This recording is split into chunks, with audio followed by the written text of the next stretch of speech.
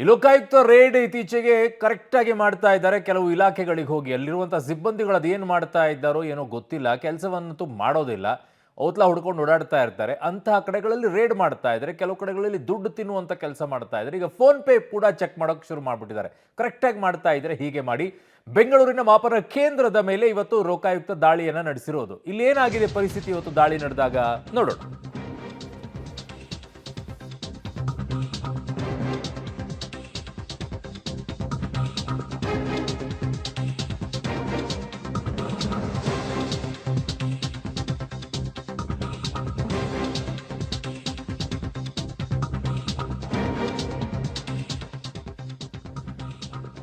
ಬೆಂಗಳೂರಿನ ಮಾಪನ ಸೌಧದ ಮೇಲೆ ಲೋಕಾಯುಕ್ತ ರೇಡ್ ಅನ್ನ ಮಾಡುತ್ತೆ. ಮಾಪನ ಇಲಾಖೆ ವಿರುದ್ಧ ದೂರು ಬಂದ ಹಿನ್ನೆಲೆಯಲ್ಲಿ ಈ ದಾಳಿ ನಡೆದಿರೋದು. ಮಾಪನ ಸೌಧದ ಬಹುತೇಕ ರೂಮ್ಗಳಿಗೆ ಬೀಗವನ್ನ ಹಾಕಿದ್ದಾರೆ. ಯಾವ ಕಾರಣಕ್ಕೆ ಬೀಗ ಹಾಕಿದ್ದೀರಾ ಅಂತ ಪ್ರಶ್ನೆಯನ್ನ ಮಾಡ್ತಾರೆ. ಅಧಿಕಾರಿಗಳಿಗೆ ಉಪಲೋಕಾಯುಕ್ತ ಬಿ ವೀರಪ್ಪ ಕ್ಲಾಸ್ ತಗೊಂಡಿದ್ದಾರೆ. ಬಾಗಿಲು ತೆಗೆಯುವವರೆಗೆ ಇಲ್ಲೇ ಕೂರ್ತೀನಿ ಅಂತ ಪಟ್ಟು ಹಿಡ್ಕೊಂಡಿದ್ದಾರೆ. ನಾಳೆ ಹಾಜರಾತಿ ಹಾಕಿ ಕಚೇರಿಗೆ ಗೈರಾಗಿದ್ದಾರೆ ಅಧಿಕಾರಿಗಳು. ಅಯ್ಯೋಯ್ಯೋಯ್ಯೋ, ನಾಳೆ ಹಾಜರಾತಿ ಹಾಕಿ ಕಚೇರಿಗೆ ಗೈರಂತೆ. Very good. ಸಿಬ್ಬಂದಿಯ ಫೋನ್ ಪೇ ಚೆಕ್ ಮಾಡಿದ್ದಾರೆ. 50,000 1 ಲಕ್ಷ ಹೆಂಗ್ರಿ ನಿಮ್ಮ ಅಕೌಂಟಿಗೆ ಬಂತು ಅಂತ ಕೇಳಿದ್ದಾರೆ. ಮಾಪನ ಸೌಧದ ಸಿಬ್ಬಂದಿಗೆ ಉಪಲೋಕಾಯುಕ್ತರ ತರಾಟೆ ತಗೊಂಡಿದ್ದಾರೆ. 7 ವರ್ಷಗಳಿಂದ ಕೆಲಸ ಮಾಡ್ತಾ ಇದ್ದೀರಾ, ಟ್ರಾನ್ಸ್ಫರ್ ಆಗಿಲ್ವಾ ನಿಮ್ದು? ಉಪಲೋಕಾಯುಕ್ತ ಬಿ ವೀರಪ್ಪ ಅವರು ಕ್ಲಾಸ್ ತಗೊಂಡಿರೋದು. 1 ವರ್ಷದ ವರ್ಗಾವಣೆ ಡೀಟೇಲ್ಸ್ ಪಡೆಯೋಕೆ ಸೂಚನೆಯನ್ನ ಕೊಟ್ಟಿದ್ದಾರೆ. ಅದು ಹೇಗೆ 7 ವರ್ಷಗಳಿಂದ ಒಂದೇ ಇಲಾಖೆಯಲ್ಲಿ ಜೆಂಡಾ ಹುಡ್ಕೊಂಡು ಕೂತ್ಕೊಂಡಿದ್ದಾರೆ ಇವರೆಲ್ಲ? ಬೇರೆದವ್ರನ್ನೆಲ್ಲ ಇಮಿಡಿಯೇಟ್ ಆಗಿ ಟ್ರಾನ್ಸ್ಫರ್ ಮಾಡ್ತೀರಾ? ಯಾರ್ಯಾರಿಗೆ ಏನೇನು ಮುಟ್ಟಬೇಕು ಅದನ್ನ ಮುಟ್ಟಿಸುವಂತ ಕೆಲಸವನ್ನ ಅಲ್ಲಿರುವಂತವ್ರು ಮಾಡ್ತಾರೆ. ಅದಕ್ಕೆ ಅವರನ್ನ ಎಲ್ಲೂ ವರ್ಗಾವಣೆ ಆಗೋದಿಲ್ಲ, ಅಲ್ಲೇ ವ್ಯವಸ್ಥಿತವಾಗಿ ಕೂತ್ಕೊಳ್ತಾರೆ. ಪಾಪ ಎಷ್ಟೋ ಅನಿವಾರ್ಯತೆ ಇದ್ದವರು ಕೂಡ ನಮಗೆ ಟ್ರಾನ್ಸ್ಫರ್ ಮಾಡಿಕೊಡಿ ಅಂದ್ರೂ ಕೇಳಲ್ಲ, ಇವ್ರನ್ನ ಅಲ್ಲಿ ಉಳಿಸ್ತಾರೆ.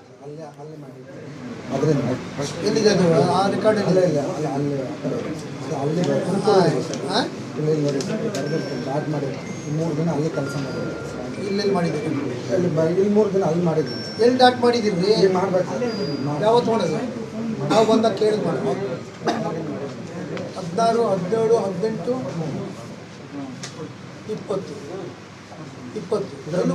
3 ದಿನ ಅಲ್ಲಿ ಕೆಲಸ ಮಾಡಿದ್ವಿ.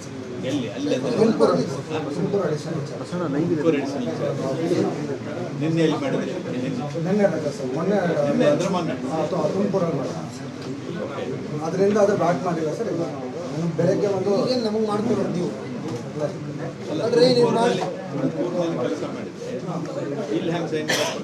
ಇಲ್ಲ ಸರ್, ಈ 3 ದಿನ ಮಾಡ್ತೀನಿ ಅಲ್ಲ ಸರ್, ದಾಟ್ ಮಾಡ್ಕೊಡ್ತೀನಿ.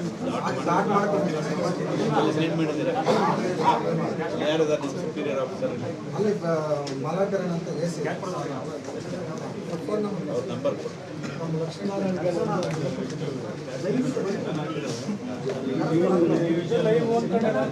ಎಷ್ಟೇ ಈ ಅಧಿಕಾರಿಗಳಿಗೆ ಯಾವ ರೀತಿಯಲ್ಲಿ ಬೈದರೂ ಅಷ್ಟೇ, ಯಾವ ರೀತಿಯಲ್ಲಿ ಉಗಿದ್ರೂ ಅಷ್ಟೇ, ಯಾವ ರೀತಿಯಾಗಿ ಚಿಮಾರಿ ಹಾಕಿದರೂ ಅಷ್ಟೇ, ಅವರಂತೂ ಸುಧಾರಿಸಲ್ಲ ಸರ್. ಬಟ್ ನೀವು ಒಂದು ಬಿಸಿ ಮುಟ್ಟಿಸೋ ಕೆಲಸ ಮಾಡ್ತಾ ಇದ್ದೀರಾ, ಮಾಡಿ ಸರ್. ಈ ವ್ಯವಸ್ಥೆ ಆಗಬೇಕಾಗಿದ್ದಿತ್ತು. ನೀವಾದರೂ ಅಟ್ಲೀಸ್ಟ್ ಆ ವಿಚಾರದಲ್ಲಿ ಹೆಜ್ಜೆಯನ್ನು ಇಟ್ಟಿದ್ದೀರಾ.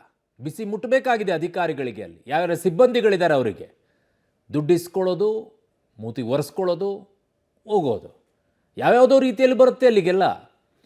ನಾನು ಕೇಳಿದ್ದೀನಿ ತುಂಬ ಕಡೆಗಳು, ಸ್ವೀಟ್ ಬಾಕ್ಸ್ ಮೂಲಕವಾಗಿ ಅದ್ರ ಹೋಗಿ ಕೊಡೋದಂತೆ, ಫೋನ್ಪೇ ಹಾಕ್ಕೊಳ್ಳೋದಂತೆ 1 ಲಕ್ಷದ ಒಳಗಡೆಗಿದ್ರೆ.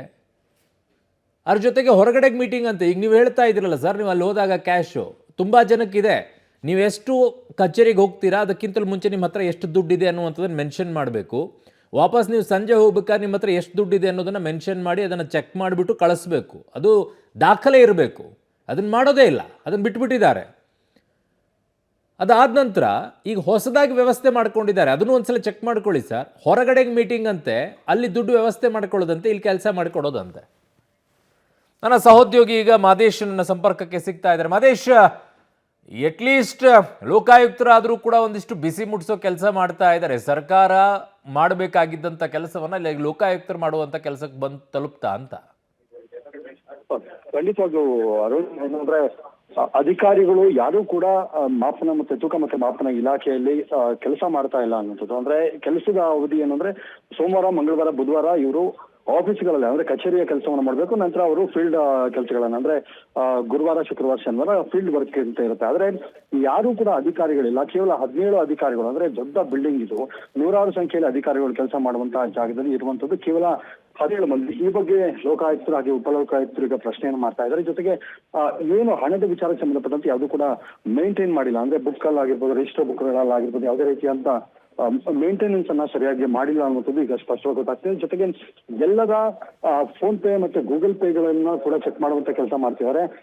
ಶಾಕಿಂಗ್ ವಿಚಾರ ಏನಂದ್ರೆ ಅದರಲ್ಲೂ ಕೂಡ 50,000, 1 ಲಕ್ಷ, 1.5 ಲಕ್ಷ ಈ ರೀತಿಯಾಗಿ ಟ್ರಾನ್ಸಾಕ್ಷನ್ ಆಗಿರುವಂತಹ ವಿಚಾರ ಕೂಡ ಈಗ ಮಾಹಿತಿಯನ್ನ ಕಲೆ ಹಾಕುವಂತ ಕೆಲಸವನ್ನ ಮಾಡ್ತಾ ಇದ್ದಾರೆ. ಜೊತೆಗೆ ಈಗಿರುವಂತ ಅಧಿಕಾರಿಗಳೇನಿದ್ದಾರೆ 17 ಅಧಿಕಾರಿಗಳು ಎಲ್ಲರನ್ನೂ ಕೂಡ ಕರೆಸಿ ಈಗ ಮಾಹಿತಿಯನ್ನ ಪಡೆಯುವಂಥದ್ದು, ಪ್ರಶ್ನೆ ಮಾಡುವಂತ ಕೆಲಸವನ್ನ ಲೋಕಾಯುಕ್ತರು ಮತ್ತೆ ಉಪ ಲೋಕಾಯುಕ್ತರು ಮಾಡ್ತಿದ್ದಾರೆ. ಜೊತೆಗೆ ಯಾರೆಲ್ಲ ಇವತ್ತು ಗೈರಾಗಿದ್ದಾರೆ ಅಂದ್ರೆ ಇನ್ನೊಂದು ಏನು ಅಂದ್ರೆ ನಾಳೆ ಮತ್ತೆ ನಾಡಿದ್ದಕ್ಕೂ ಕೂಡ ಹಾಜರಾತಿ ಬುಕ್ ಏನಿದೆ ಅದರಲ್ಲಿ ಸಿಗ್ನೇಚರ್ ಅನ್ನು ಮಾಡಿ ಹೋಗಿದ್ದಾರೆ.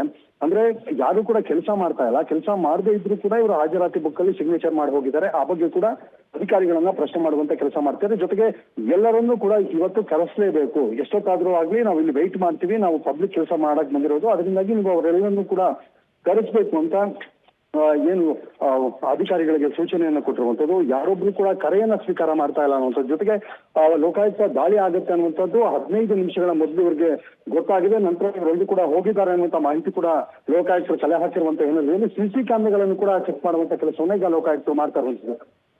ಅರುಣ್. ಓಕೆ ಮಾದೇಶ್, ಇಷ್ಟೆಲ್ಲ ಮಾಹಿತಿಗೆ ಧನ್ಯವಾದಗಳು. ಸೊ ಒಳ್ಳೆ ಹೆಜ್ಜೆಯನ್ನು ಇಟ್ಟಿದ್ದಾರೆ ಲೋಕಾಯುಕ್ತರು. ಸರ್, ಇನ್ನೂ ಇದ್ದಾವೆ ಇಲಾಖೆಗಳದ ವಿಚಾರದಲ್ಲಿ. ಆ ಇಲಾಖೆಗಳದ್ದು ಹೆಸರುಗಳನ್ನು ಕೂಡ ಹೇಳಬಲ್ಲೆ. ಆರೋಗ್ಯ ಸೌಧಕ್ಕೊಂದ್ಸಲ ಹೋಗಿ ಸರ್. ಆರೋಗ್ಯ ಸೌಧ ನಮ್ಮ ರಾಜ್ಯದಲ್ಲಿ ಆರೋಗ್ಯ ಹೆಂಗೆ ಹದಗೆಟ್ಟಿದೆ ಅನ್ನೋದಕ್ಕೆ ಬೆಸ್ಟ್ ಎಕ್ಸಾಂಪಲ್ ಅದು. ಅದೊಂದು ಸಲ ವಿಸಿಟ್ ಕೊಡಿ ಸರ್ ಅಲ್ಲಿಗೆ. ಯಾರ್ಯಾರು ಹೆಂಗೆ ದುಡ್ಡು ತಿಂದಿದ್ದಾರೆ ಅನ್ನೋದು ಗೊತ್ತಾಗುತ್ತೆ. ಅಲ್ಲಿ ನೋಡಿ, ನಿಮಗೊಂದು ದೃಶ್ಯ ಬರುತ್ತೆ ನಿಮ್ಗೆ ಆಮೇಲೆ ಅದ್ರ ಮಧ್ಯದಲ್ಲೊಂದು ಕಂತೆ ದುಡ್ಡುಗಳನ್ನು ಅಲ್ಲಿ ಇಟ್ಟಿರೋದಿದೆ. ಇರ್ಬೋದು, ಕಚೇರಿ ಅಂದಮೇಲೆ ಒಂದಿಷ್ಟು ವ್ಯವಹಾರಗಳಿರುತ್ತೆ. ಬಟ್ ಈಗ ಆನ್ಲೈನಲ್ಲೇ ಎಲ್ಲವೂ ಕೂಡ ಟ್ರಾನ್ಸಾಕ್ಷನ್ ಇರಬೇಕಾದ್ರೆ ನಿಮಗೇನೇ ಫೀಸ್ ಕಟ್ಟಬೇಕು, ಏನೇ ಮಾಡಬೇಕು ಅಂದರೆ ಆನ್ಲೈನಲ್ಲೇ ಇದೆ. ಸಣ್ಣ ಪ್ರಮಾಣದಿದ್ದರೆ ಅದು ಕ್ಯಾಶ್ ಥ್ರೂ ಇರೋದು. ಗೌರ್ಮೆಂಟಿದ್ದು ಎಲ್ಲವೂ ಕೂಡ ಆನ್ಲೈನಲ್ಲಿದೆ. ಅಷ್ಟೊಂದು ಮೊತ್ತ ಹೇಗೆ ಬರುತ್ತೆ ಆಫಿಷಿಯಲ್ ಆಗಿ? ಕ್ವಶನ್ ಮಾರ್ಕ್ ಅಲ್ವಾ? ಹೇಗೆ ಬರುತ್ತೆ ಅದು? ಯಾರ ದುಡ್ಡು ಅದು? ಅಂದರೆ ನಿಮಗೆ ಪಾಪ ಕಂಡಕ್ಟ್ರು, ಡ್ರೈವರ್ಗಳು ಅವ್ರು ಎಷ್ಟು ಬರ್ತಾರೆ, ಅವ್ರದ್ದು ಎಷ್ಟಿರುತ್ತೆ, ಡಿಪೋದಲ್ಲಿ ರಿಜಿಸ್ಟ್ರೇಷನ್ ಮಾಡೋಬೇಕು, ಅವ್ರ ಹತ್ರ ಕಾಸು ಎಷ್ಟಿದೆ ಏನು ಅಂತೇಳಿ. ಅವ್ರಿಗೆ ಮಾತ್ರ ಇದೆ ಸಾರಿಗೆ ಇಲಾಖೆಯಲ್ಲಿ. ಈ ಸರ್ಕಾರಿ ಸಿಬ್ಬಂದಿಗಳಿಗಿಲ್ವಾ?